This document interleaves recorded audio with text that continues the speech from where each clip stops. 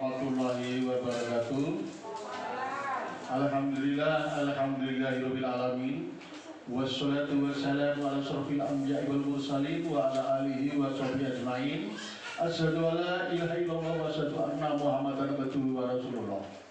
Pertama pada Bapak Kepala Sekolah yang kami hormati, kepada para Bapak Ibu Dewan Guru yang kami hormati, dan kepada saudara yang berbahagia.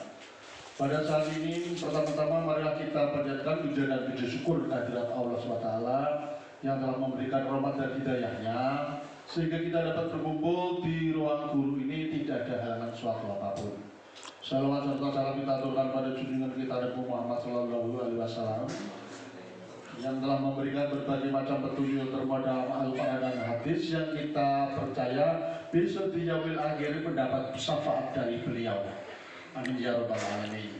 Para Bapak Ibu sekalian, dalam sesi ini ada acara aksi nyata diseminasi budaya positif di PGSMP Negeri 2 Kroya yang nanti akan dibawakan oleh Pak Tala Adiansyah.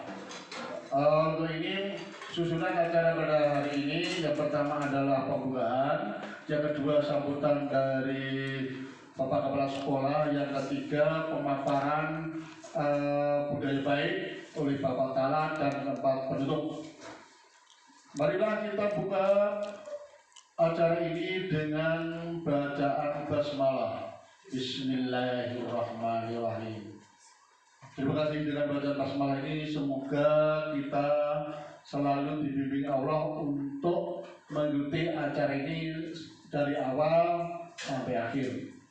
Kita lanjutkan acara yang kedua, yaitu sambutan dari Bapak Kepala Sekolah kepada beliau Bapak Ari Agus Sumbari sebagai wakil dari Bapak Kepala Sekolah.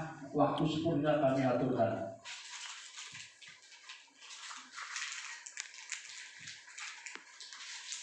Baiklah, bismillahirrahmanirrahim. Assalamualaikum warahmatullahi wabarakatuh. Terima kasih untuk moderator yang sudah memberikan kesempatan pada pagi hari ini. Di sini saya hanya mewakili dari Bapak Kepala Sekolah, walaupun ini acaranya langsung saja, gitu kan. Di sini ada rekan kita, di mana Pak Tala di sini akan melakukan kegiatan diseminasi budaya positif untuk kegiatan aksi nyata CDP-nya, di mana mudah-mudahan dengan adanya kegiatan diseminasi ini akan memberikan dampak positif juga kepada kita semua yang ada di sini, yang hadir, yang ikut menyaksikan dan ikut mendengarkan pemaparannya. Mudah-mudahan juga pemaparan itu nanti berdampak positif pada diri kita semuanya dan dapat diaplikasikan pada sekolah kita, sehingga sekolah kita bisa menjadi sekolah yang lebih baik lagi. Nah, untuk langkah selanjutnya, mari kita menyimak bersama-sama diseminasi yang akan disampaikan oleh rekan kita Pak Tala. Terima kasih. Assalamualaikum warahmatullahi wabarakatuh. Terima kasih kepada Bapak Agus Sumbari yang telah membuka acara ini dengan memaparkan berbagai macam hal, di mana nanti dengan adanya diseminasi budaya positif ini akan berdampak baik terhadap sekolah kita. Kita lanjutkan dengan pemaparan program atau diseminasi budaya yang akan disampaikan oleh Bapak Tala Adiansyah. Kami persilahkan. Ya, terima kasih Pak Agus sebagai moderator. Bapak dan Ibu, mohon izin untuk berdiri ya.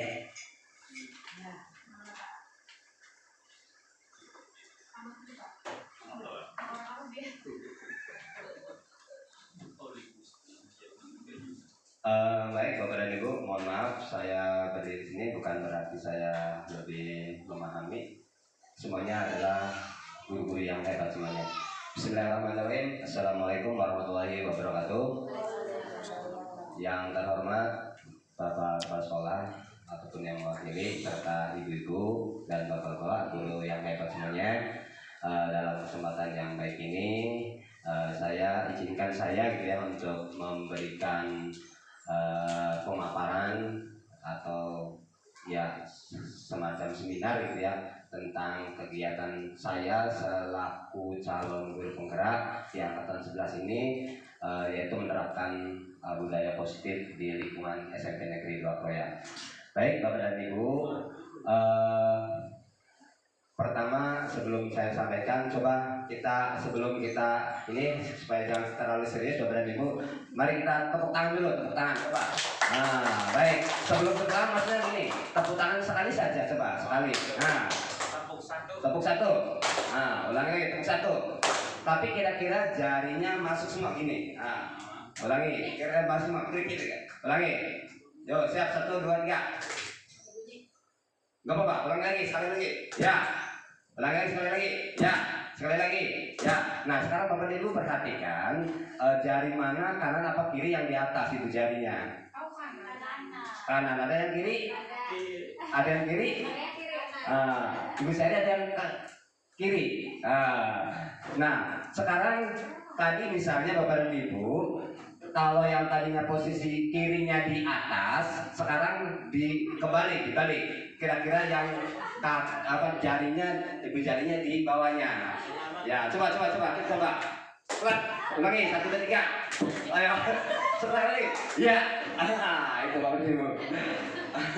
Maksudnya gimana Bapak dan Ibu? Pernahkah Bapak dan Ibu tahu untuk merubah dari yang biasa nyaman ke tidak nyaman, kira-kira menurut Bapak dan Ibu bagaimana? Kurang nyaman, tidak enak kan ya? Nah, ya biasa di atas ya gini kan, kalau biasa di atas nah, itu biasa di atas. Ya betul. Nah, kebiasaan itu bagaimana supaya kita bisa berubah perilaku itu kepada anak yang tadinya seperti itu, kita rubah mindsetnya kira-kira menjadi yang lebih baik lagi seperti itu. Memang susah gitu ya merubah yang tadi itu. Nah sekarang sekali lagi Bapak dan Ibu, sekali lagi biar kita fokus. Kita coba Bapak dan Ibu satu tangan genggam Bapak dan Ibu. Nah coba di antara Bapak dan Ibu salah satu saja, misalnya Ibu Ani dengan Ibu Ida. Genggaman Ibu Ida dibuka. Atau Ibu Anita, coba Ibu Anita bukakan tangan genggaman Ibu Anita, kira-kira terbuka. Coba Ibu Anita, ya buka, enggak. Ibu Anita lepas. Sekarang genggaman Ibu Anita dibuka sekuat-kuatnya. Bagaimana supaya itu? Supaya mempertahankan. Ya, terserah bagaimana caranya ya. Iya, satu. Iya, gimana? Iya. Ya, oke, sudah cukup. Gak bisa kan? Nah, baik. Pastinya gini Bapak dan Ibu. Dengan adanya kekuatan yang seperti ini, ya, bagaimana kita merubah supaya anak misalnya anak nih dengan kekuatan yang begitu nakal, bagaimana supaya kita merubah mereka kira-kira dengan kesadaran sendiri bisa membuka sendiri gitu tanpa ada paksaan. Kalau tadi kan memaksa, bagaimana supaya tangan itu terbuka? Ada yang memaksa, kemudian ada yang dipaksakan, ada yang dikritik-kritik. Nah itu kira-kira kita memunculkan budaya yang positif dan seperti itu. Kira-kira kita jangan memaksa kepada anak. Kira-kira anak itu yang bisa membuka mereka sendiri. Nah, tuh baik Bapak Ibu. Sekarang lanjut Pak Diki, mohon maaf. Tujuannya Bapak dan Ibu, kita melakukan ini yaitu memahami konsep-konsep inti budaya positif dan penerapannya tentunya di sekolah kita, karena memang di sekolah kita memang beragam sekali diferensi anak-anak itu sungguh luar biasa. Banyak sekali perbedaan-perbedaannya, ada yang nakal, ada yang yang diam saja, dan semuanya tingkah lakunya sungguh luar biasa Bapak dan Ibu, sungguh unik-unik semuanya. Yaitu kemudian berikutnya, nah yang saya pelajari Bapak dan Ibu dari modul 1 itu ada 4 modul Bapak dan Ibu ya. Nah ini yang terakhir itu adalah tentang budaya positif. Budaya positif itu kita bagi-bagi Bapak dan Ibu Di sini saya membuat mind map ya, membuat mind map tentang materi budaya positif. Yang pertama adalah disiplin positif dan nilai-nilai kebajikan universal. Kemudian yang kedua, teori motivasi, hukuman dan pelanggaran serta restitusi. Dan yang ketiga, keyakinan kelas. Keempat, kebutuhan dasar manusia dan dunia berkualitas.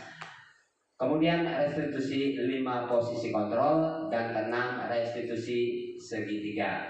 Nah ini saya akan membahas ini secara keseluruhan ya, secara keseluruhan. Mudah-mudahan dengan pemaparan ini nanti kita sama-sama satu persepsi untuk di SMP Negeri 2 Kroya. Baik Bapak dan Ibu, yang pertama kita disiplin positif.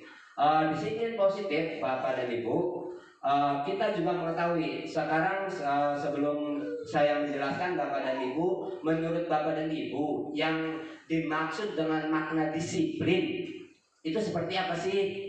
Coba Pak Kus, yang dimaksud dengan kata disiplin menurut Pak Kus itu yang seperti apa gitu?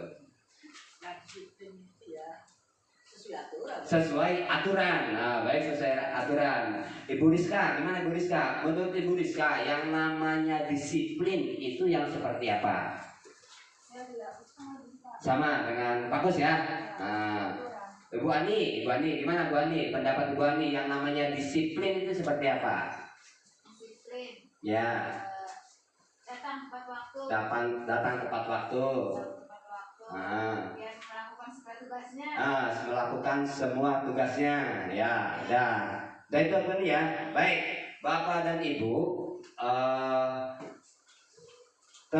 terdahulu pernah saya sampaikan juga bahwasannya kita ambil konsep dari Bapak Ki Hajar Dewantara, bahwasannya ya Bapak Ki Hajar Dewantara itu menyatakan di mana ada kemerdekaan di situ harus ada disiplin yang kuat. Nah, sungguh pun disiplin itu bersifat self disiplin, ya self disiplin. Yaitu kita sendiri yang mewajibkan kita dengan sekeras-kerasnya. Jadi bukan orang lain, kita sendiri yang sekeras-kerasnya untuk melakukan disiplin tersebut. Nah, tetapi itu juga ada, tapi itu sama saja. Jikalau kita tidak cakap melakukannya, maka self disiplin tadi yang kita lakukan diri sendiri itu wajiblah penguasa yang lain melakukan disiplin kita gitu. Jadi ada pihak yang lain Bapak dan Ibu. Jadi tidak hanya diri kita sendiri. Kalau misalnya diri kita sendiri yang melakukan disiplin kemudian tidak bisa melakukannya, pasti ada orang lain yang melakukan disiplin tersebut. Nah itu Bapak dan Ibu. Nah demikian juga peraturan. Nah itulah ya suasana yang kira-kira merdeka. Artinya Bapak dan Ibu, bahwa Ki Hajar Dewantara itu filosofinya menuntun anak, menuntun peserta didik. Jadi kita hanya menuntun bagaimana seperti itu. Ya lanjut. Baik Bapak dan Ibu. Nah berkaitan dengan filosofi tadi Ki Hajar Dewantara, ini juga sejalan dengan adanya ada seorang yang ini juga ya pakar, yaitu Dian Goosen. Nah menurut Dian Goosen dalam bukunya Establishing a School Discipline di tahun 2001 ya, bahwasannya dia menyatakan kata disiplin dari bahasa Latin disiplina yang artinya belajar. Kemudian kata disiplin juga berasal dari akar kata yang sama dengan disiple atau murid atau pengikut ya. Kemudian untuk menjadi seorang murid atau pengikut. Nah, di sini ini berarti filosofi yang tadi disampaikan oleh Bapak Ki Hajar Dewantara itu sejalan dengan Dian Goosen, Bapak dan Ibu. Ya, itu ya. Lanjut Bapak dan Ibu. Berikutnya berkaitan dengan disiplin positif Bapak dan Ibu, saya bagi-bagi lagi nih. Yang namanya disiplin positif itu pasti berkaitan dengan nilai-nilai kebajikan, nilai-nilai kebajikan universal. Nah Bapak dan Ibu, saya bagi nilai-nilai kebajikan universal, saya bagi menjadi 6 Bapak dan Ibu. Nah nilai-nilai kebajikan universal Bapak dan Ibu Punten Pak Jiki dibagi. Nah, pertama adalah profil pelajar Pancasila, kemudian berikutnya Ibo primary years, kemudian yang ketiga 9 pilar karakter, keempat petunjuk hidup dan keterampilan hidup, kemudian 7 nilai-nilai dasar serta proyek nilai-nilai kebajikan. Nah, Bapak dan Ibu, dari keenam ini adalah semuanya adalah nilai-nilai kebajikan semua Bapak dan Ibu. Nah, di dalamnya, nanti kita kaitkan nanti dengan yang ada di sekolah kita Bapak dan Ibu ya. Baik, dari keenam ini kita akan bahas semua Bapak dan Ibu. Profil pelajar Pancasila. Nah, kita juga sudah mengetahui bahwasannya profil pelajar Pancasila itu di dalamnya terdiri ada 6 ya Bapak dan Ibu ya. Nah, di situ semua itu adalah nilai-nilai kebajikan secara universal. Kemudian di IPO juga di situ ada nilai-nilai kebajikan Bapak dan Ibu. Nah, di sana ada. Kemudian berikutnya ada 9 pilar karakter. 9 karakter di sana itu juga adalah nilai-nilai kebajikan. Kemudian berikutnya ada di petunjuk hidup dan keterampilan hidup juga ada di sana nilai kebajikannya. Kemudian 7 nilai-nilai dasar ada di sana Bapak dan Ibu. 7 nilai dasar itu bahwa nilai kebajikannya ini ada di sana. Ya Bapak dan Ibu. Kemudian juga termasuk proyek nilai-nilai kebajikan. Nah, Bapak dan Ibu, itu nilai-nilai kebajikan nanti kita terapkan nanti bagaimana yang ada di sekolah kita. Baik, Bapak dan Ibu, untuk selanjutnya. Kemudian berikutnya Bapak dan Ibu, yang kedua, kalau yang tadi pertama adalah tentang disiplin dan nilai kebajikan. Kemudian yang kedua, Bapak dan Ibu, yaitu teori motivasi, hukuman dan penghargaan restitusi. Nah, sekarang kita menurut Diana Gosen, Bapak dan Ibu, bahwasanya 3 motivasi perilaku manusia itu ada 3 Bapak dan Ibu. Nah, menurut Diana Gosen itu perilaku motivasi itu ada 3. Apa saja? Yang pertama adalah motivasi untuk menghindari ketidaknyamanan hukuman. Contoh gini Bapak dan Ibu, anak melakukan disiplin karena unsur motivasi tadi. Ini menurut teori Diana Gosen Bapak dan Ibu. Jadi ada 3 motivasi nih. Misalnya gini, anak datang ke sekolah disiplin. Nah, pasti ada motivasinya, ya kan? Pertama, biar tidak dihukum. Yang kedua, mendapat penghargaan atau imbalan. Dan yang ketiga, untuk menjadi orang yang mereka inginkan dan menghargai diri sendiri dengan nilai-nilai mereka yang percaya. Jadi ada 3 motivasi tadi menurut Diana Gosen ini Bapak dan Ibu, motivasi. Contoh misalnya ketika kita anak-anak untuk melakukan membaca literasi. Ya misalnya literasi nih di sekolah kita. Kemudian anak maju.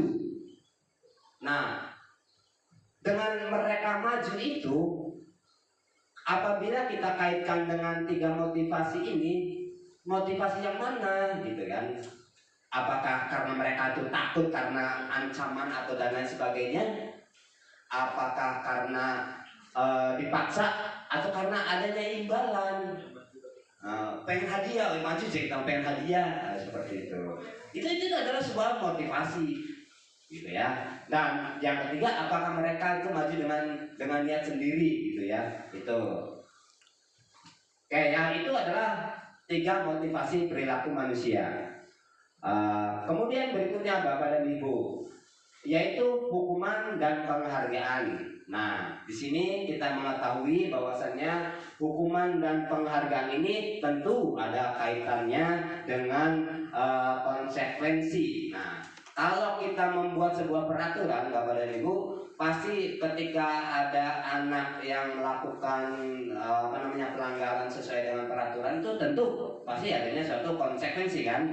Nah, suatu konsekuensi. Nah, kemudian juga ada yang namanya hukuman. Nah, seperti itu. Nah, oke, itu hukuman dan penghargaan. Nah, ini juga termasuk tadi penghargaan. Misalnya tadi itu berkaitan juga dengan motivasi tadi, motivasi yang kedua. Ya. Baik, ini masih ini. Nah, sekarang kita bahas nih Bapak dan Ibu. Di sini ada antara hukuman dengan konsekuensi, Bapak dan Ibu. Nah, contoh misalnya ini ada tindakan guru nih, Bapak dan Ibu. Tindakan kita nih sebagai pendidik, sebagai guru. Nah, coba kita telaah Bapak dan Ibu. Nomor 1, mencatat 100 kali di buku dengan kalimat saya tidak akan terlambat lagi, saya tidak akan terlambat lagi. Nah, kata-kata yang tadi ditulis dalam buku sebanyak 100 kali. Nah, menurut Bapak dan Ibu, apakah yang tadi lakukan itu apakah konsekuensi atau hukuman? Hukuman apa konsekuensi? Hukuman ya. Ya, sepakat kita hukuman ya. Oke, sepakat itu adalah merupakan hukuman. Masih Pak, masih nomor 2 Pak. Nah, tadi nomor 1. Sekarang nomor 2 Bapak dan Ibu. Nah, lari mengelilingi lapangan basket 2 kali. Oh, lari-lari, misalnya bocah. Tapi di sini ada penjelasannya. Karena terlambat hadir di sekolah. Bocah datang ke sekolah terlambat, kemudian ngomong lari-lari, melayu-layu. Nah, apakah itu konsekuensi atau hukuman Bapak dan Ibu? Hukuman atau konsekuensi? Ya. Hukuman apa konsekuensi? Kan tadi ada kaitannya dengan konsekuensi dengan hukuman. Nah, kita bagi nih. Hukuman apa? Hukuman ini. Nomor 2 ini adalah hukuman. Nah, baik. Nomor 3, membersihkan coretan yang dibuatnya di meja. Nah, tadi misalnya anak ini coret-coret di meja, kemudian dia harus menghapusnya. Itu konsekuensi apa hukuman?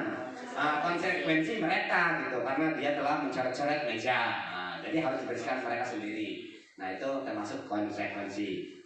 Kemudian lanjut Bapak dan Ibu, yang keempat, siswa diminta untuk push up 15 kali karena tidak mengerjakan PR nih. Nah, hukuman apa? Hukuman. Oke, baik, hukuman. Nah, kemudian berikutnya Bapak dan Ibu, membersihkan tumpahan air di meja tulis karena tersenggol pada saat belajar. Nah, ini adalah konsekuensi ya. Oke, kemudian lanjut berikutnya yang ke-6, lari mengelilingi lapangan basket 2 kali karena terlambat 10 menit untuk pelajaran PJOK. Nah, hukuman apa konsekuensi? Nah, hukuman apa? Pelajarannya pelajaran olahraga, kemudian dia masuk ke lapangan terlambat 10 kali. Nah, kemudian ini maksudnya konsekuensi apa hukuman Bapak dan Ibu? Hukuman apa sih tadi? Hukuman. Karena pas pelajaran olahraga belum tentu itu materinya jadi materi lagi-lari. Maksudnya ke hukuman. Ya, beda gimana kalau beda? Hukuman. Pak Jiki, konsekuensi. Kenapa konsekuensi Pak Jiki? Biar beda. Ya, gimana Pak Jiki? Konsekuensi kenapa?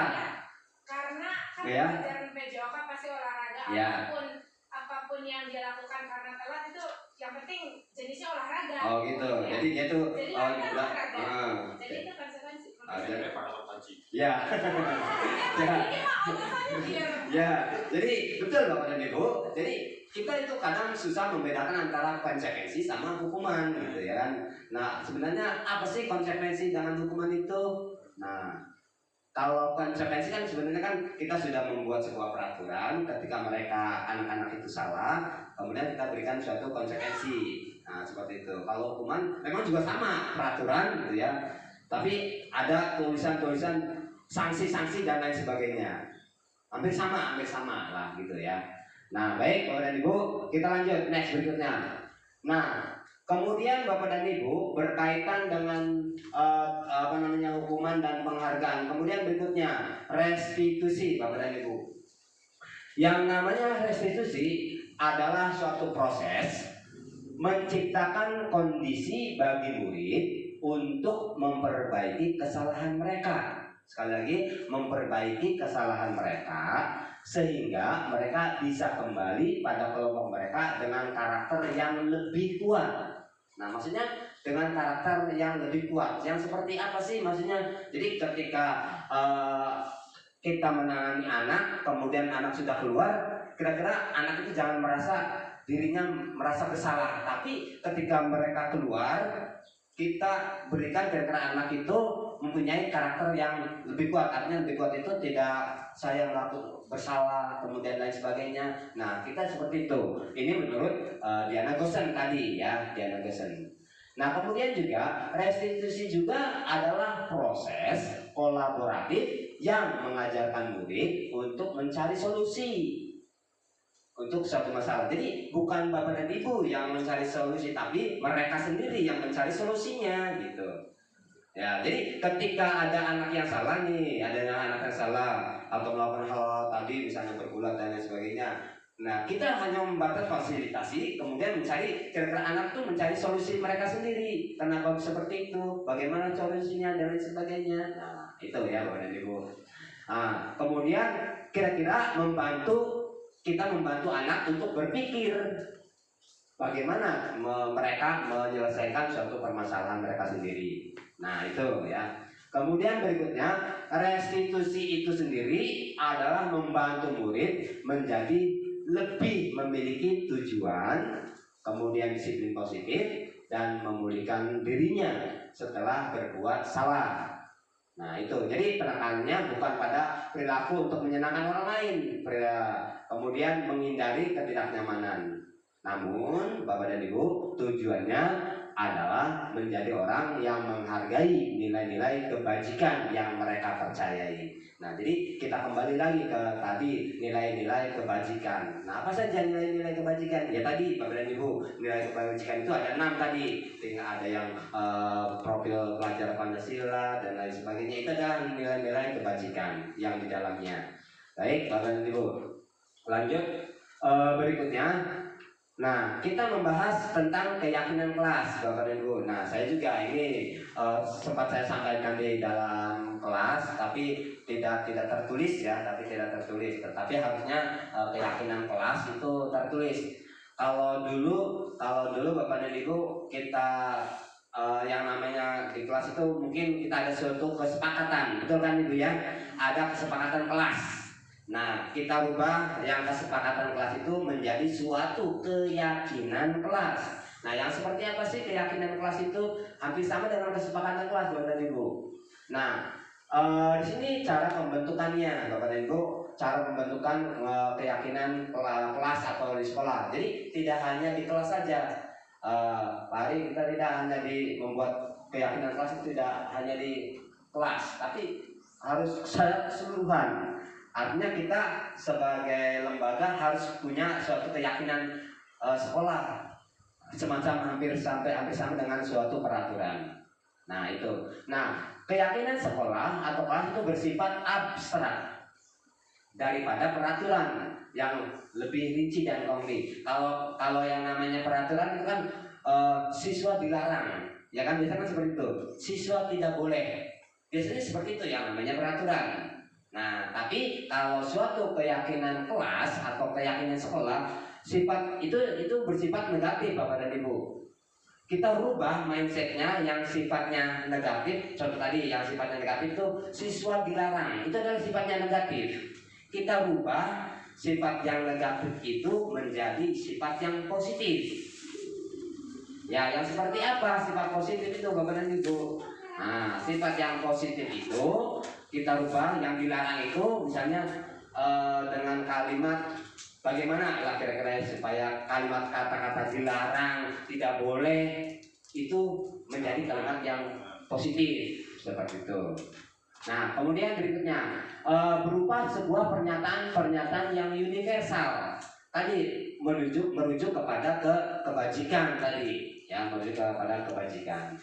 Kemudian Bapak dan Ibu, keyakinan kelas atau sekolah ini senantiasa dibuat dalam bentuk yang positif tadi. Nah, tadi disampaikan bahwasanya bukan yang bersifat negatif.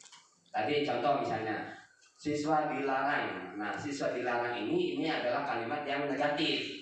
Nah, dibuat menjadi sebuah kalimat yang positif. Ya, yang dilarangnya itu kita rubah. Seperti apa sih kalimat yang positif itu, Bapak dan Ibu? Nah, kita akan bahas lagi ya. Itu.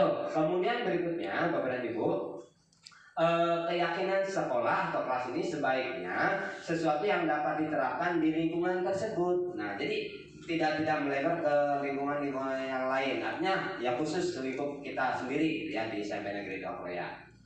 Oke, baik Bapak dan Ibu. Terus semua warga sekolah atau kelas itu hendaknya ikut berkontribusi. Artinya berkontribusi itu tidak hanya berpihak kita sendiri gitu. Jadi semuanya terlibat. Ya, misalnya di dalam kelas. Jadi yang membuat keyakinan kelas itu tidak guru sendiri, tapi ayo dengan siswa bagaimana gitu ya, membuat sebuah kesepakatan itu kita jadikan sebuah keyakinan. Nah itu Bapak dan Ibu. Sama kita membuat kesepakatan dengan sekolah gitu ya, sekolah dengan siswa, kemudian kesepakatan itu kita buat menjadi sebuah keyakinan yang bersifat positif. Nah itu Bapak dan Ibu.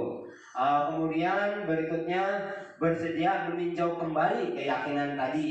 Nah keyakinan yang sudah kita buat, kesepakatan yang sudah buat menjadi sebuah keyakinan, ketika ada suatu perubahan maka itu adalah perlu ditinjau ulang. Ini perlu direvisi gitu ya kesepakatan itu. Nah kesepakatan kelas atau kesepakatan sekolah ini ya memang harusnya kita buat ya dengan siswa, kemudian kita tempel seperti itu keyakinannya kita seperti apa. Lanjut next berikutnya. Baik, nah contoh Bapak dan Ibu di sini ada sebuah contoh tentang keyakinan kelas. Nah contoh keyakinan kelasnya yaitu bersikap jujur. Ya tadi tidak usah banyak-banyak ya untuk membuat sebuah keyakinan kelas dengan siswa gitu ya, tidak usah banyak-banyak. Contoh di sini bersikap tadi merujuk kepada nilai-nilai kebajikan yang universal tadi, universal. Nah contoh bersikap jujur. Nah jujur, kemudian menghormati orang lain, ini juga termasuk nilai kebajikan. Kemudian hadir di sekolah atau di kelas tepat waktu. Nah ini juga sama nilai kebajikan. Kemudian kelas dan sekolah tanpa bullying atau kebersihan sekolah terjaga. Kemudian sehat dan ramah lingkungan. Nah ini penjabaran juga banyak. Kemudian disiplin setiap kegiatan, bertanggung jawab. Nah mungkin bisa juga Bapak dan Ibu berdasarkan dengan berdialog dengan para siswa ini bisa berkembang menjadi beberapa nilai-nilai kebajikan. Ya tadi nilai-nilai kebajikannya ya tadi ya. Nah ini bisa berkembang. Nah nanti pada saat ketika anak mendapatkan suatu masalah, kita tanyakan keyakinan mereka. Nah kalian itu melanggar di keyakinan nomor berapa? Keyakinan nomor 1. Apa sih keyakinan? Jujur deh, kita tidak kamu berarti kan tidak jujur, suka mencuri dan lain sebagainya. Nanti kita kembalikan kepada keyakinan kelas atau keyakinan sekolah. Nah itu Bapak dan Ibu. Nah baik Bapak dan Ibu, tadi berdasarkan itu. Lanjut Bapak dan Ibu. Kebutuhan dasar. Nah Bapak dan Ibu, kebutuhan dasar ini menurut hampir sama ini ya, menurut Dr. William Glasser bahwa kebutuhan dasar itu ada 5 Bapak dan Ibu. Apa saja kebutuhan dasar? Nah kalau yang tadi nomor 3, sekarang yang 4. Kebutuhan dasar itu ada 5. Yang pertama adalah bertahan hidup. Bertahan hidup. Kemudian kebutuhan dasar yang kedua, kasih sayang dan rasa diterima. Kemudian kebebasan, kesenangan dan penguasaan. Contoh gini misalnya Bapak dan Ibu. Si Andika, mohon maaf Ibu ya. Si Andika ini misalnya nih kasus nih. Andika itu sering ngambil makanan orang lain di kelas nih, ngambil misalnya ketika ada temannya yang sedang makan kemudian dia diambil, kemudian dia itu memakan makanan itu, kemudian dia merasa senang mengambil itu. Kenapa merasa senang? Ya karena dia temannya sedih gitu ya, sedih. Nah menurut Bapak dan Ibu tadi contoh yang tadi saya sampaikan, si Andika itu mengambil makanan punya temannya ketika sedang sarapan. Nah menurut Bapak dan Ibu yang dilakukan Andika itu menurut Bapak dan Ibu itu kebutuhan dasar yang mana yang dia penuhi? Bertahan hidup. Kenapa Bu Rizka? Ini belum saya jelaskan ini satu persatu. Bahwa bertahan hidup seperti apa, kasih sayang seperti apa, kebebasan senang seperti apa. Bu Rizka, kenapa Bu Rizka? Si Andika itu ketika ngambil makanan, dia itu butuh kurangnya kebutuhan dasar satu adalah bertahan hidup. Kenapa Bu Rizka? Iya. Ngeli disebut ya, karena dia ya pokoknya yang namanya bertahan hidup itu biasanya berkaitan dengan fisiologis, fisik ya. Nah, fisik gitu biasanya itu. Kesenangan. Kesenangan, kenapa beda? Kesenangan beda. Kalau lihat posisi Andika, Ya. senang gitu Andika. Bahagia. Puas, bahagia. Mendapati teman-temannya sengsara, Nah. dia bahagia. Oh, berarti dia posisinya senang gitu ya, kesenangan. Oke. Pak Ciki gimana? Karena kurang Kenapa? Kenapa penguasaan? berpuasa. Iya, Pak Agus ada pendapat lain Pak Agus barangkali dengan perlakuan tadi contoh Pak Andika. Gimana? Kebebasan, kenapa bisa ini kebebasan? Kalau Andika bebas sekali. Iya, bebas. Dia itu kebebasan loh. Gitu. Dia itu butuh kebebasan. Dia itu butuh penguasaan gitu. Dia itu ingin berkuasa gitu. Hampir semua bisa dilakukan. Hampir semua kebutuhan dasar yang Andika perlukan itu semuanya mungkin seperti itu. Dia juga mungkin butuh kasih sayang. Ya kan, misalkan seperti itu. Dia lapar. Mungkin dia lapar tadi bertahan hidup kan gitu. Mungkin dia lapar sama teman. dikasih dengan sama teman-temannya gitu. Itu bisa kasih sayang. Nah, itu banyak sekali yang perlu kita bahas di sini. Kecuali dua ini berkaitan dengan permasalahan. Dan nanti mungkin kita ambil samakan persepsi gitu ya. Mudah-mudahan kita berimbas. Baik, lanjut. Nah, berikutnya. Nah, ini Bapak dan Ibu, bertahan hidup. Yang dimaksud dengan kebutuhan bertahan hidup, Bapak dan Ibu, kebutuhan bertahan hidup atau survival itu adalah kebutuhan yang bersifat fisiologis untuk bertahan hidup.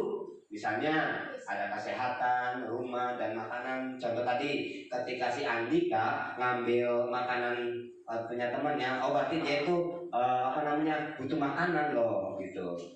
Ya, kalau belum makan memang itu kebutuhan pertama itu ya. Kalau berdasarkan kebertahan hidup ya, kalau bertahan hidup, oh dia itu berarti dia itu butuh makan. Berarti dia, mungkin dia belum sarapan atau belum apa kan gitu.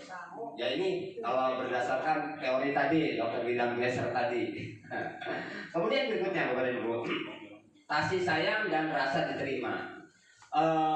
Meliputi kebutuhan akan hubungan dan koneksi sosial, kebutuhan untuk memberi dan menerima kasih sayang, dan kebutuhan untuk merasa menjadi bagian dari suatu kelompok. Jadi mungkin dia itu membutuhkan perhatian dengan teman-teman yang lain, bisa juga membutuhkan perhatian kepada ibu guru begitu. Kadang-kadang seperti itu, dia terus pengen diperhatikan, baik komentar. Memang banyak lah seperti itu ya. Nah, cari sehingga dia itu cari permasalahan gitu supaya saya diperhatikan sama bapak dan ibu guru. Oh, akhirnya dia membuat sebuah permasalahan. Nah, seperti itu. Oh, berarti dia itu butuh kasih sayang loh gitu. Ya, itu bapak ibu ya. Kemudian berikutnya, next ya. Berikutnya penguasaan bapak dan ibu. Kebutuhan ini berhubungan dengan kekuatan untuk mencapai sesuatu, menjadi kompeten, menjadi terampil, diakui atas prestasi dan keterampilan kita, kemudian didengarkan dan memiliki rasa harga diri. Maksudnya tadi Bapak dan Ibu, penguasaan ketika si Andika ini melakukan tadi, dia itu ingin berkuasa, punya kira-kira power, yang lainnya kira-kira mengikuti mereka, gitu. Seperti itu, penguasaan. Jadi ya itu. Kemudian berikutnya kesenangan. Kebutuhan akan kesenangan atau kebutuhan untuk mencari kesenangan, bermain dan tertawa. Contoh tadi si Andika itu senang ngambil itu, kemudian ngambil punya teman-temannya, dia itu senang loh temannya menangis, dia itu senang seperti itu. Akhirnya dia ngambil seperti itu. Dia itu senang seperti itu. Jadi itu adalah kebutuhan hidup manusia, salah satunya adalah kesenangan. Nah itu Bapak dan Ibu ya. Kemudian berikutnya kebebasan, yang terakhir adalah kebebasan. Kebutuhan untuk bebas, Bapak dan Ibu, ini adalah kebutuhan akan kemandirian. Nah, akan kemandirian, otonomi, kemudian memiliki pilihan dan mampu mengendalikan arah hidup seseorang. Nah, jadi dia itu ingin bebas. Misalnya si Andika tadi pengen bebas, dia itu bebas melakukan apapun gitu. Dan seperti itu. Itu berarti dia itu kebutuhan hidupnya itu ya tadi kebebasan tadi, kebutuhan dasarnya itu. Nah, itu ya Bapak dan Ibu. Ya ingin mencoba-coba dan lain sebagainya. Oke, berikutnya. Nah, contoh ini Bapak dan Ibu. Contoh kasus. Nah, Dinda, seorang anak kelas 3 SD, begitu tiba di rumah sepulang dari sekolah menangis Bapak dan Ibu. Nah, dan mengadu pada ibunya bahwa dia benci sekali pada Ibu Rani, gurunya. Kemudian ibu guru bilang, aku tidak boleh bersenandung sewaktu mengerjakan tugas. Nah, katanya kelas harus tenang, tidak ada suara. Kan nggak seru jadinya, gitu ya. Aku bosan, masa belajar cuma kayak gitu-gitu aja. Kemudian hanya dengerin ibu guru saja. Dan aku sebel ketika pelajaran menggambar, gambarku tidak rapi. Kemudian malah ibu gurunya tadi unjuk-unjukin kepada teman-temannya gitu di depan kelas gitu. Kemudian keesokan harinya ibu guru tidak menyapa aku, padahal aku pakai penjepit rambut yang baru loh gitu. Nah kan gitu. Nah kita analisis Bapak dan Ibu. Kita analisis ini menurut tadi Bapak dan Ibu penjelasan ada 5 kebutuhan dasar tadi. Nah pertama coba Pak next Pak, ada nggak Pak next? Nah belum Pak, balik lagi Pak. Nah Bapak dan Ibu kita analisis ini. Kalau yang pertama kebutuhan dasar hidup, bertahan hidup, kira-kira ada nggak Bapak dan Ibu? Ada nggak? Tadi bertahan hidup. Coba tambah lagi. Nah, bertahan hidup. Nah, kebutuhan dasar manusia menurut dokter William Glasser itu ada 5. Bertahan hidup, kasih sayang, rasa yang terima, kebebasan, kesenangan, dan penguasaan. Nah sekarang kita kembali lagi Pak, kita analisis lagi Pak tadi Pak. Nah, sekali lagi soal tadi. Ya, ini. Nah, kita analisis Bapak dan Ibu soal permasalahan ini. Menurut Bapak dan Ibu, pertama tuh kebutuhan dasar bertahan hidup. Kira-kira ada nggak ini Bapak dan Ibu? Nggak ada. Kesenangan rumah. Nggak ada ya. Kasih sayang. Kasih sayang ada nggak? Kasih sayang ada. Kasih sayang ada. Yang mana Pak? Yang mana Pak? Kira-kira apa tuh? Ada Tidak menyapa tuh. Padahal aku pakai sedikit yang baru loh. Nah itu kasih sayang. Sepakat ya? Ada lagi nggak yang lainnya? itu apa tadi? Ada. Kesenangan. Kesenangan. Kesenangan. Nyanyi di kelas, nyanyi di kelas. Itu kesenangan. Kesenangan atau kebebasan? Dua-duanya. Kesenangan dan kebebasan. Kalau misalnya tidak seru misalnya dengerin bosan kayak gitu aja kok. Itu kebebasan ya. Nah, kalau merasa bosan, berarti dia itu butuh kebebasan gitu, ya kan? Kalau nyanyi, senang gitu. Tapi nyanyi senang gitu. Oke, ada lagi tadi menggambar kemudian ditunjukkan kepada orang lain. Itu gimana itu Bapak dan Ibu? Kasih sayang. Itu kasih sayang juga ya? Kasih sayang juga. Ini perhatian ya. Iya. Perhatian ya, menunjukkan perhatian. Nah, coba kita kembali lagi Pak yang ke-5 tadi. Nah di sini, nah ada kesenangan, bertahan hidup, kebebasan, penguasaan. Berarti penguasaan ada nggak Bapak dan Ibu? Penguasaan? Ya ada. Ada nggak penguasaan tadi? Menggambar. Nggak ada ya. Nah, berarti ada kasih sayang, kebebasan, kesenangan. Udah berarti ada 3 tadi ya. Oke itu. Terima kasih Bapak dan Ibu, sungguh luar biasa lah hari ini kita semua sungguh luar biasa. Baik Bapak dan Ibu, sekarang kemudian berikutnya ke dunia berkualitas. Nah, yang namanya dunia berkualitas itu adalah tempat khusus dalam pikiran kita, ya, tempat khusus dalam pemikiran kita adalah tempat-tempat itu menyimpan gambaran representasi dari semua yang ada kita inginkan. Nah, yang kita inginkan, misalnya gini, dunia berkualitas, saya, ya, Kala gitu ya. Kira-kira yang menurut saya berkualitas di saya sendiri itu siapa? Pertama adalah keluarga dong, tentu kan. Ini keluarga, ini istri saya. Ini masuk dalam lingkaran saya, gitu. Ini berkualitas, ini dunia berkualitas saya.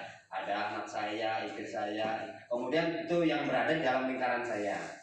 Kemudian siapa lagi yang menurut saya, yang mendukung saya dunia kualitas saya itu siapa lagi? Oh, teman saya di lingkungan sekolah ini dunia berkualitas saya yang berada di dalam satu lingkaran. Nah, terus apalagi bisa juga bukan hanya orang, bisa juga benda misalnya. Oke, laptop ini kebutuhan saya sehari-hari, maka itu adalah dunia berkualitas saya gitu. Oh, motor ini juga kebutuhan saya sehari-hari. Tuh. Nah, sama juga misalnya anak misalnya siswa, mereka juga punya dunia masing-masing, dunia berkualitas masing-masing. Nah, apakah kita sebagai pendidik, apakah ada dalam lingkaran anak-anak tersebut atau tidak? Gitu. Jadi seperti itu. Itu kalau misalnya kita sebagai pendidik ada dalam lingkaran mereka, berarti kita ini berarti kita sudah anggap sudah bagus lah gitu ya. Ini menurut tadi gitu ya. Kalau misalnya berada di luar pemikiran mereka, di luar lingkaran mereka, berarti mungkin gitu ya. Mungkin bagi mereka kita ini tidak diperhatikan oleh mereka anak-anak itu. Ya, masa bodoh lah. Tapi kita itu tidak berada di dalam lingkaran mereka gitu. Itu namanya dunia berkualitas. Ya, itu. Jadi seperti itu Bapak dan Ibu. Oke, next. Murid kita juga mempunyai gambaran tadi tuh, dunia berkualitas mereka. Tentunya kita sebagai guru, kita ingin mereka memasukkan hal-hal yang bermakna dan nilai-nilai kebajikan yang hakiki ke dalam dunia berkualitas mereka. Nah, tadi bila guru dapat membangun interaksi yang memberdayakan dan memerdekakan murid, maka murid akan meletakkan dirinya sendiri sebagai individu yang positif, Bapak dan Ibu, dalam dunia berkualitas, karena mereka menghargai nilai-nilai kebajikan tadi. Jadi tadi anak peserta didik, siswa itu punya dunia kualitas masing-masing. Nah, apakah kita sebagai pendidik ada dalam dunia kualitas mereka? Gitu. Kalau misalnya ada berada di dalam dunia kualitas mereka, berarti kita sudah ya katakanlah sudah lebih baik, gitu kan. Kalau misalnya sudah berada di luar dunia kualitas mereka, maka mungkin kita juga harus sama-sama memahami juga. Oke, itu Bapak Ibu. Itu berikutnya. Nah, itu ya. Kemudian berikutnya tadi ada 6 materi. Sekarang yang kelima Bapak dan Ibu. Nah, ini Bapak dan Ibu, ini yang sangat penting sekali. Nah, ada yang sangat penting sekali, yaitu nomor 5 dan nomor 6. Nah, Bapak dan Ibu. Nah, ini masih tetap ada kaitannya dengan tadi. Ada yang pertama gitu ya. Tapi ini yang terpenting ada nomor 5 dan nomor 6, yaitu restitusi. Bapak dan Ibu, restitusi ini menurut Diana Gosen bahwasannya itu ada 5, Bapak dan Ibu. Pertama adalah penghukum, yang kedua pembuat orang merasa bersalah, kemudian teman, pemantau, dan manajer. Ini adalah 5 posisi kontrol. Nah, apakah kita sebagai pendidik itu, kita nih berada di posisi mana ini kita nih? Apakah kita sebagai posisi penghukum kepada anak? Apakah kita sebagai posisi membuat anak itu merasa bersalah? Atau anak itu merasa berteman dengan kita? Atau kita sebagai hanya pemantau? Atau kita sebagai manajer?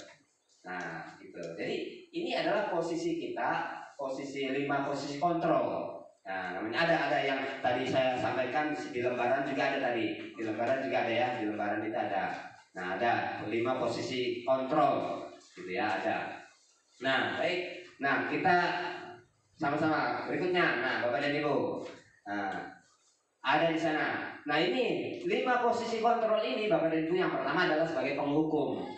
Seorang penghukum bisa menggunakan hukuman fisik Bapak dan Ibu, hukuman fisik maupun verbal. Orang-orang yang menjalankan posisi penghukum ini senantiasa mengatakan bahwa sekolah memerlukan sistem atau alat yang dapat lebih mendekatkan murid-murid lebih dalam lagi. Nah, jadi seperti itu makna dari penghukum. Kemudian berikutnya Pak, next masih tentang penghukum. Nah, ini Bapak dan Ibu penghukum nih. Dalam posisi 5 kontrol tadi penghukum. Nah, guru berbuat. Biasanya nih, kalau kita sebagai posisi kontrol yang nomor 1 penghukum, biasanya kita sebagai pendidik itu menghardik anak, menunjuk ya. Kemudian menyakiti dan menyindir anak itu. Ketika anak itu merasa bersalah, misalnya datang terlambat, kemudian kita menghardik mereka, kemudian menunjuk, menyakiti dan menyindir. Itu berarti kita itu adalah posisi kita berada di posisi penghukum mereka. Nah itu. Kemudian tentu ketika itu berbuat, kemudian pasti mengatakan apa sih yang dikatakan Bapak dan Ibu guru? Kalau kamu tidak melakukan, saya akan menghukum kamu lari-lari. Nah itu kan biasanya kayak gitu. Itu posisi penghukum.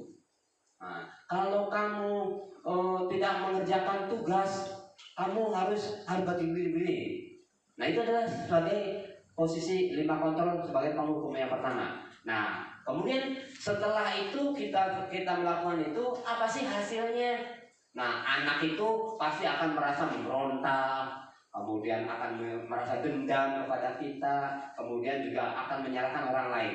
Ya biasanya seperti itu. Anak ini bulat dipanggil, pasti anak ini menunjuk ke orang lain karena si kanji, bisa kanji, karena biasanya seperti itu. Ya biasanya seperti itu. Nah, jadi menyalahkan orang lain karena dia dan sebagainya. Nah, itu. Kemudian apa sih dampaknya dari kita sebagai posisi kita sebagai penghukum itu? Nah, yaitu dampak pada murid melakukan kesalahan lagi berulang-ulang terus, mengkonon-maning. Nah, perilakunya juga nanti bersifat agresif. Mungkin akan lebih agresif lagi gitu yang mereka lakukan. Seperti itu Bapak dan Ibu.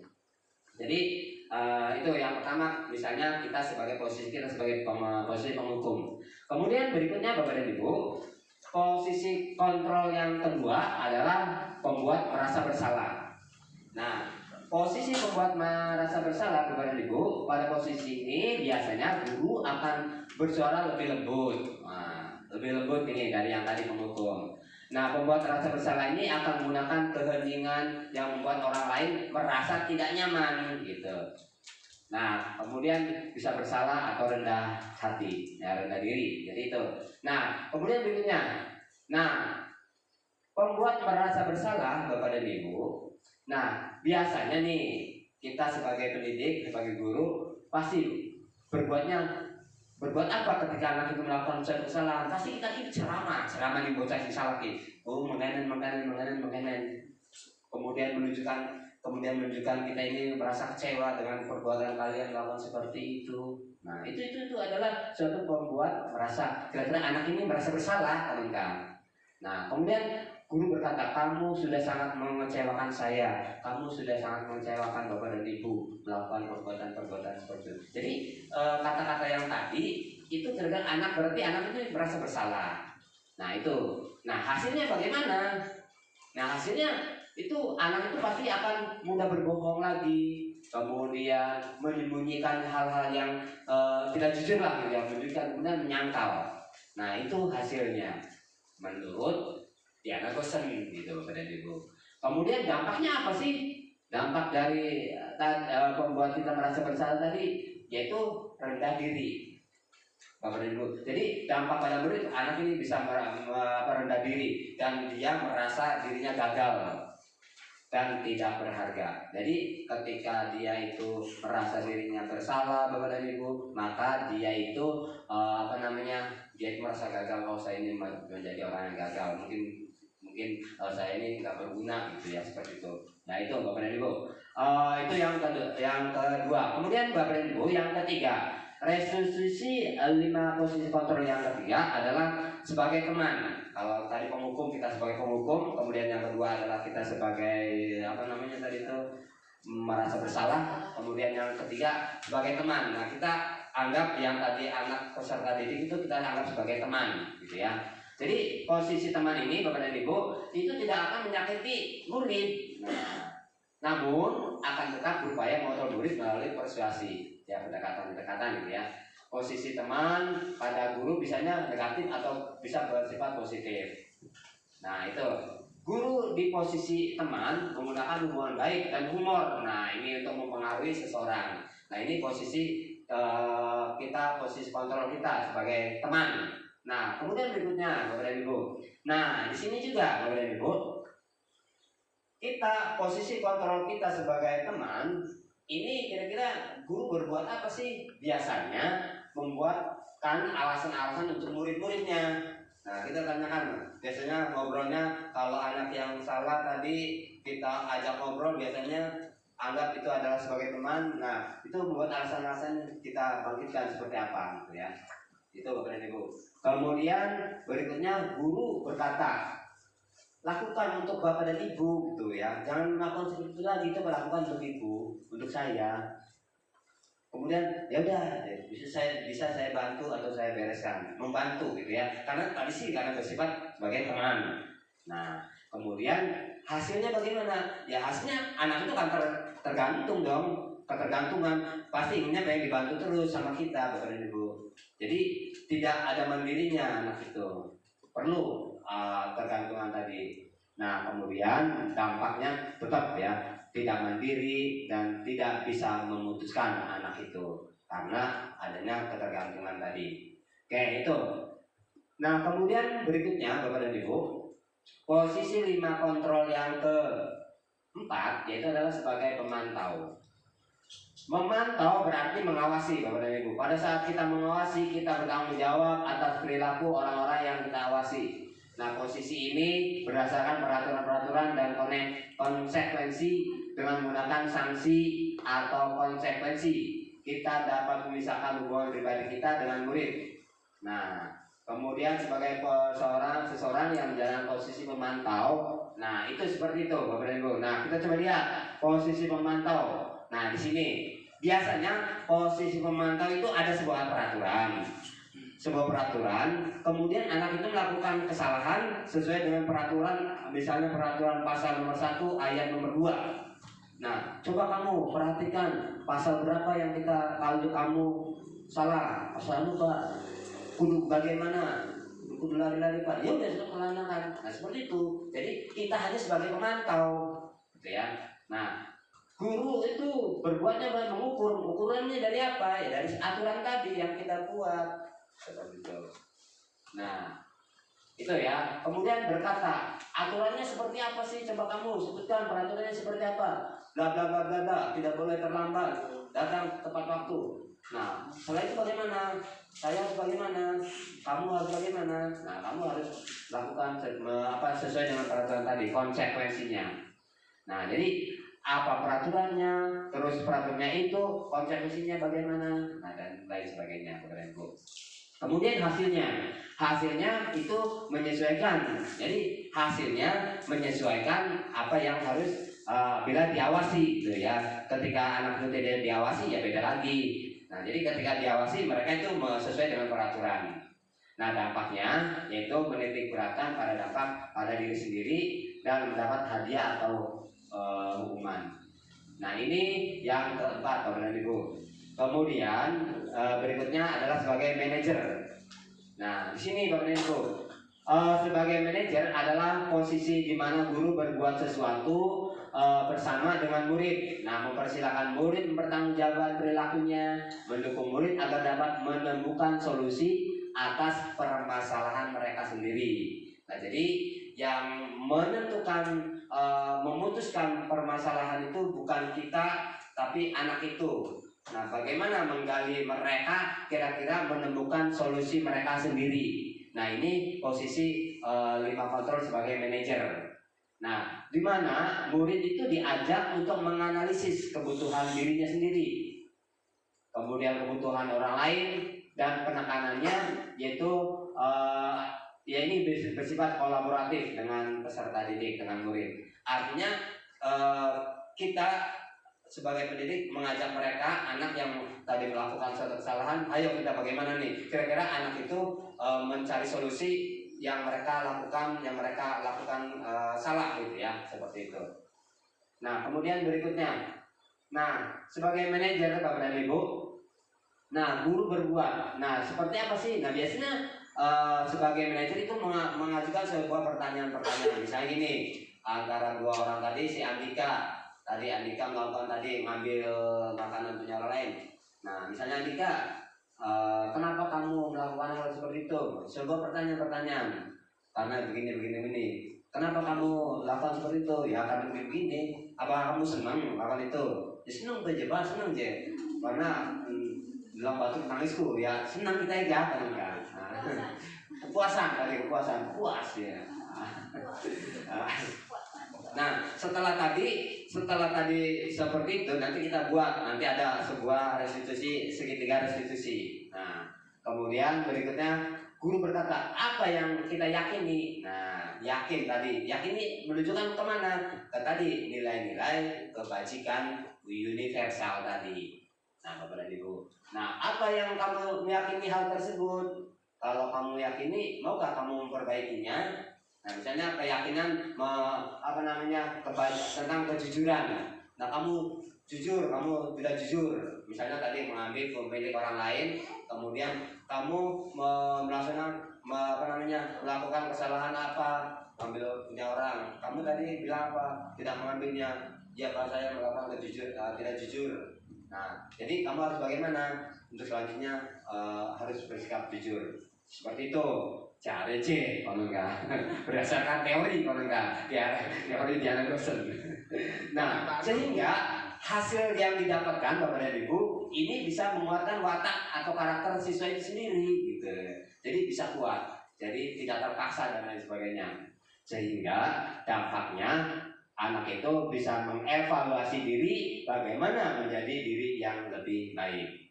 Nah itu Bapak dan Ibu.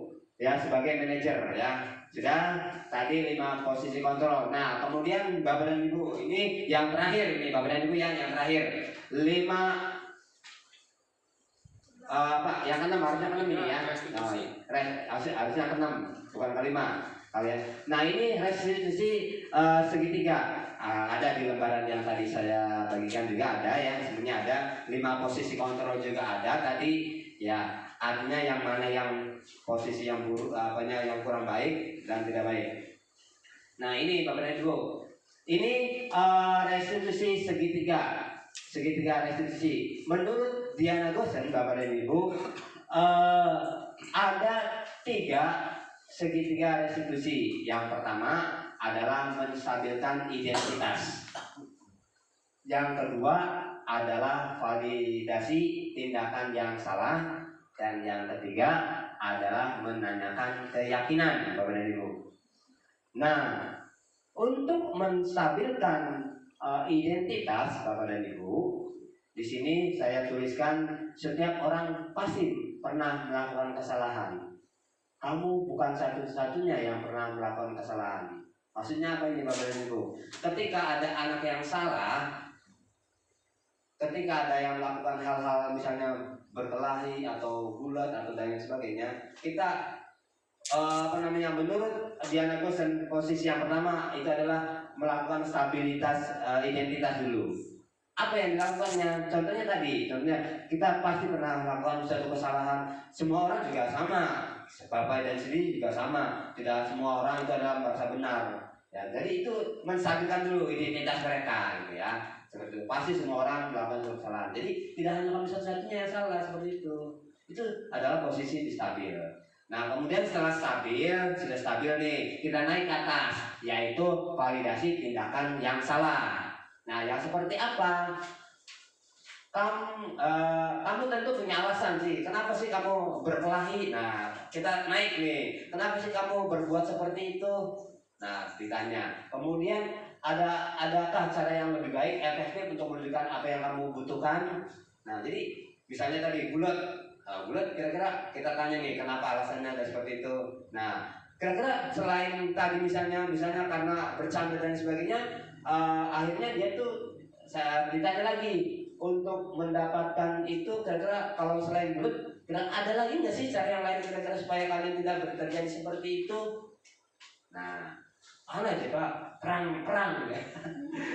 Perang ya, orang dulu ya perang sih pada baik lebih. Nah, jadi itu ya Bapak Ibu. Kemudian setelah tadi sudah naik ke validasinya, oh seperti itu dia menyadari gitu ya, dia menyadari anak itu. Akhirnya kita merujuk ke sebuah keyakinan, keyakinan kelas. Apa yang kita sepakati? Ya, sementara ini ya saya sendiri juga belum membuat sebuah keyakinan kelas gitu ya, tapi pernah membuat tapi tidak tertulis secara penyampaian saja. Nah sehingga di sebuah penyampaian itu ketika ada anak yang melakukan suatu tindakan yang tidak baik atau yang apa gitu ya bermasalah, ya kita tanyakan keyakinan apa, nilai kebajikan yang tadi ada 6 tadi ya Bapak dan Ibu. Keyakinan kelas apa yang telah kita sepakati, kamu salah itu seperti apa? Misalnya tidak menghormati orang lain. Nah, kalau misalnya tidak menghormati orang lain, kira-kira kamu harus bagaimana? Kita gali terus Bapak dan Ibu seperti itu. Nah, kira-kira anak itu menyadari gitu. Kamu ingin menjadi orang yang seperti apa sih? Nah, seperti itu ya. Itu adalah menanyakan keyakinan Bapak dan Ibu. Oke, next berikutnya. Nah, ini Bapak dan Ibu. Nah, ini bagian atau dasar segitiga. Pertama, menstabilkan identitas. Nah, dengan cara mengatakan kalimat-kalimat ini, berbuat cara itu tidak apa-apa, ya.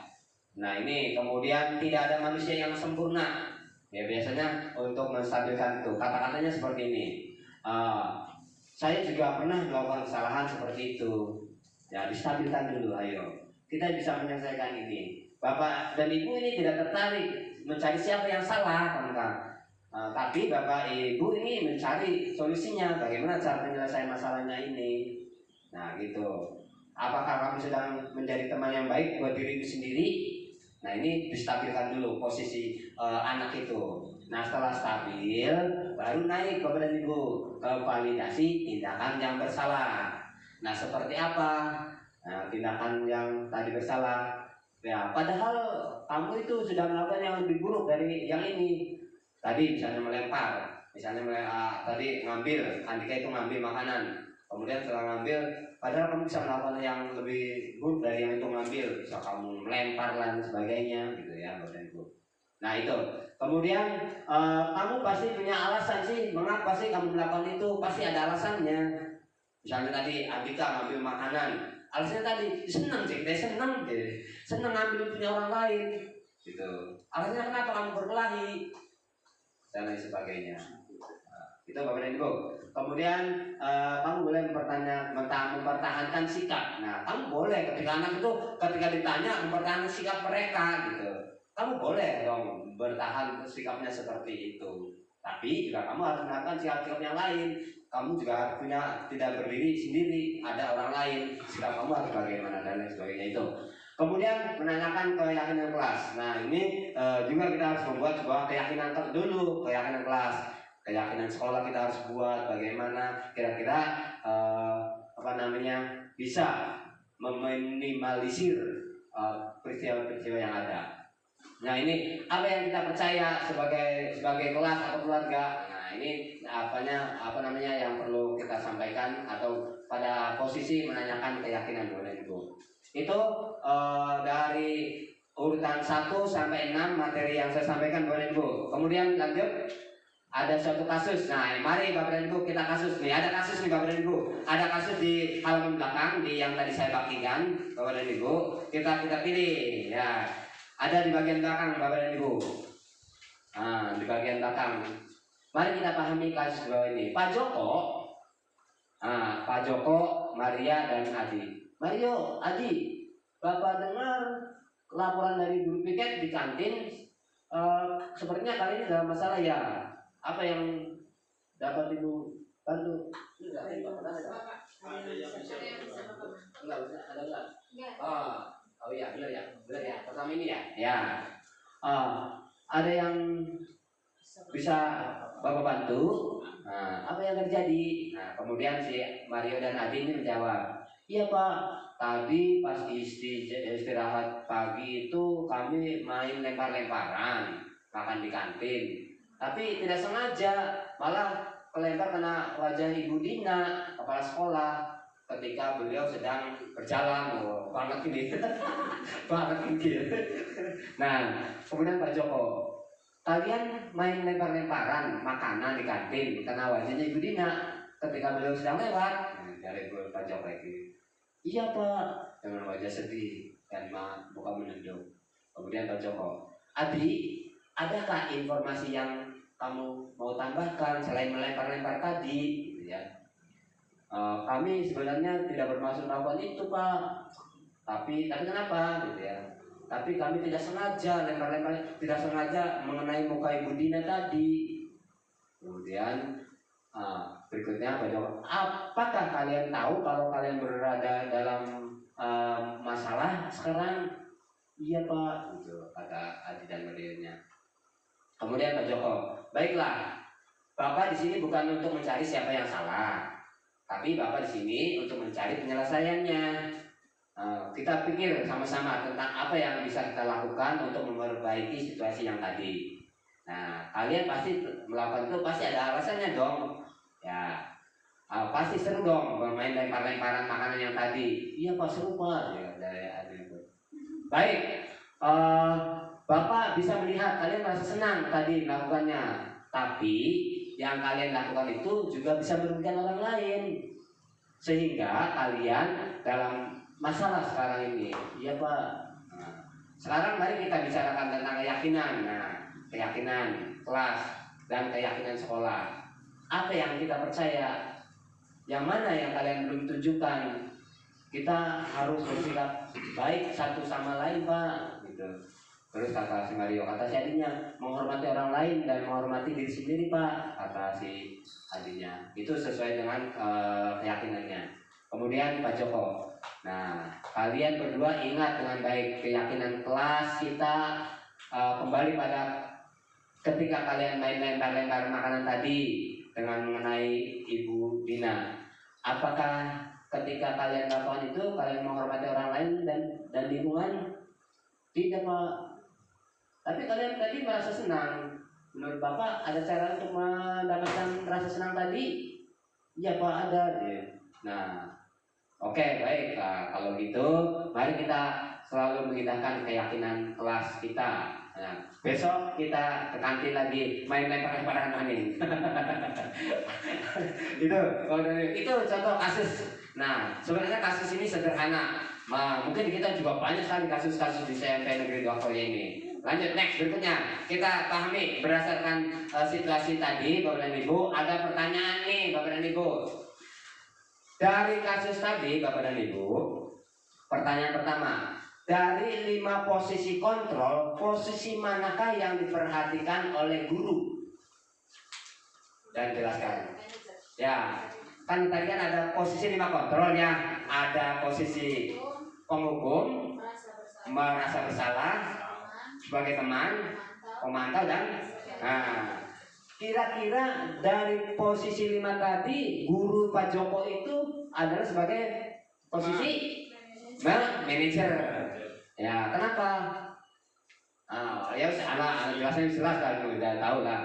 Kemudian yang kedua Bapak dan Ibu, kebutuhan apa yang berusaha dipenuhi oleh Mario dan Adi? Nah, kebutuhan dasar. Kebutuhan dasar kan ada 5 kan ya? Kebutuhan dasar bertahan hidup, ada kebebasan, ada kesenangan, kasih sayang. Nah itu kira-kira yang si Mario dan Adi ini lakukan ini kebutuhan dasar yang dipenuhi itu apa sih kira-kira? Kesenangan. Senang dia melempar-lempar kan, senang dia lempar-lempar sehingga akhirnya kena Ibu Dina kepala sekolah. Ya itu. Kemudian mereka itu butuh kesenangan. Kemudian berikutnya, apa yang dikatakan guru dalam tahap menstabilitaskan identitas? Nah ini segitiga restitusi, validasi tindakan yang salah dan menanyakan keyakinan. Nah kira-kira yang menunjukkan Pak Joko tadi, kata tadi Pak Joko tuh, yang menunjukkan tahap stabilitas identitas itu yang mana? Bapak dan Ibu? Coba kita perhatikan lagi masalah yang tadi. Masalah tadi yang mana yang stabilitas, identitas, yang mana tindakan yang salah, dan mana yang menanyakan keyakinan gitu. Coba Pak jawab Pak. Ya kira-kira yang menstabilitaskan itu yang mana? Tidak mencari kesalahan. Nah, itu adalah memerlukan stabilitas. Tidak mencari siapa yang salah. Nah, itu adalah stabilitas. Kita stabilkan dulu, Bapak dan Ibu. Kemudian yang berikutnya naik. Yang kedua adalah validasi yang salah.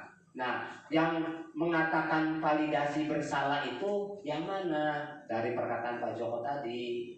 Nah, kira-kira ada lah di sana lah Bapak Ibu ya, lempar-lemparan mau ke arah ya. Jadi kemudian terakhir adalah keyakinan. Nah, ada di sana semua Bapak Ibu, ada semua. Terus Pak tadi Pak. Oke Bapak Ibu. Nah sekarang berikutnya Bapak Ibu, kira-kira sesuai prinsip restitusi apa yang dilakukan Mario dan Adi untuk memperbaiki? Nah ini kira-kira apa sih yang akan diperbaiki oleh Mario dan Adi untuk memperbaiki kesalahan mereka pada Ibu Dina? Nah pastinya ada tindak lanjut dari Adi dan Mario. Itu ya Bapak Ibu. Baik, itu saja Bapak dan Ibu. Kemudian langsung terakhir. Nah, sekarang Bapak dan Ibu, posisi kita nih berada di mana kita tuh? Apakah yang tadi lima kontrol tadi? Apakah saya ini penghukum tak? Apakah teman? Kita nih, posisi kita nih. Apa langkah? Ya, apakah penghukum tak? Apakah berteman tak? Apakah manajer tak?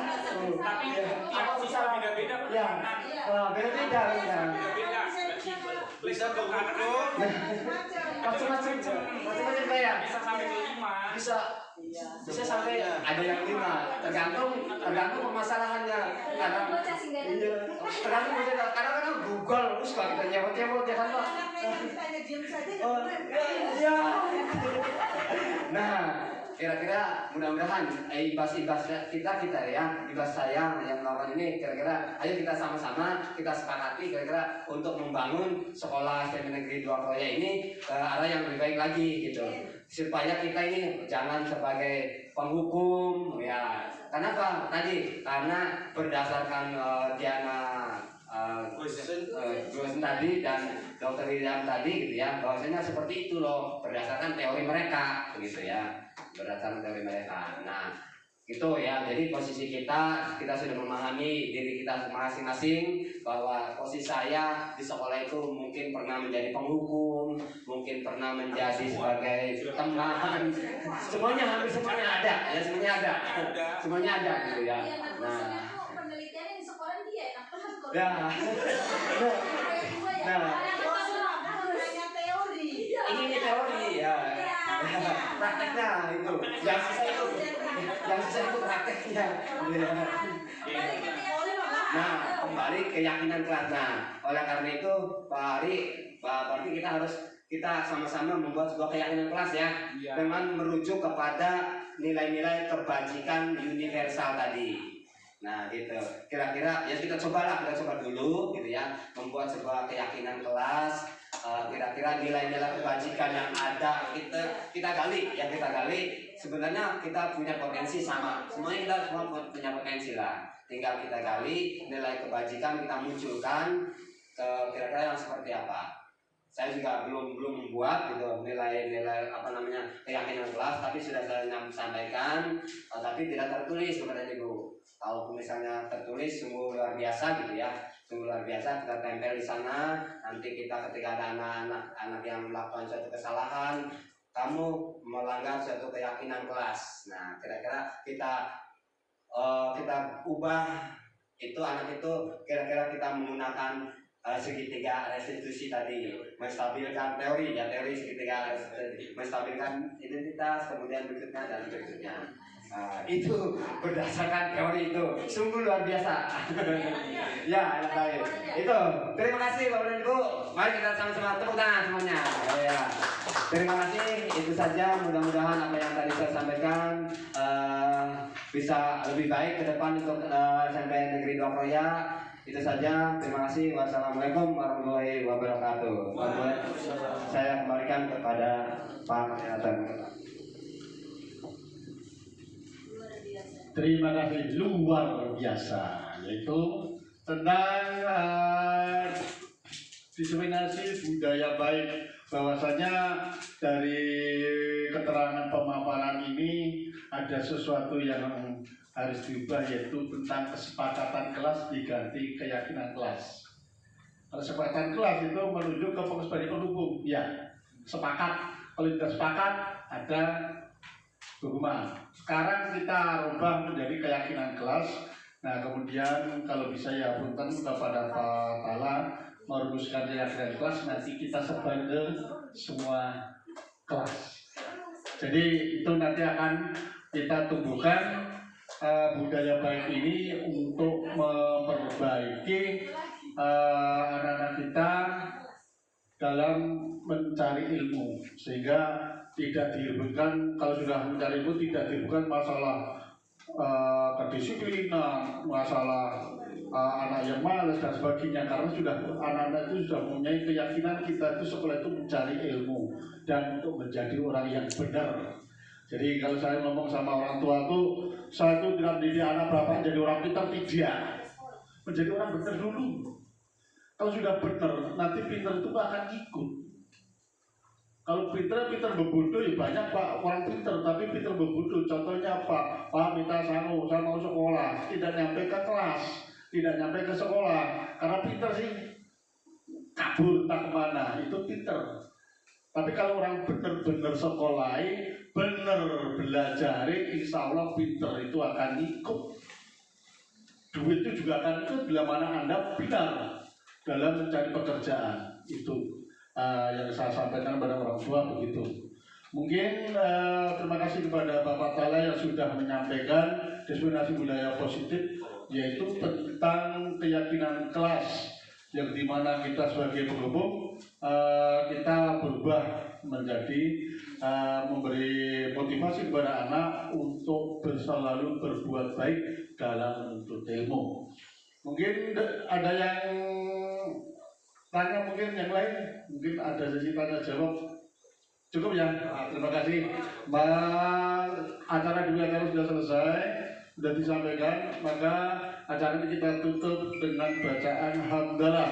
Alhamdulillahirabbil alamin. Semoga ini mendapat ilmu yang bermanfaat, dan bila mana saya sebagai moderator ada kata-kata yang kurang berkenan, saya mohon maaf yang sebesar-besarnya. Wassalamualaikum warahmatullahi wabarakatuh.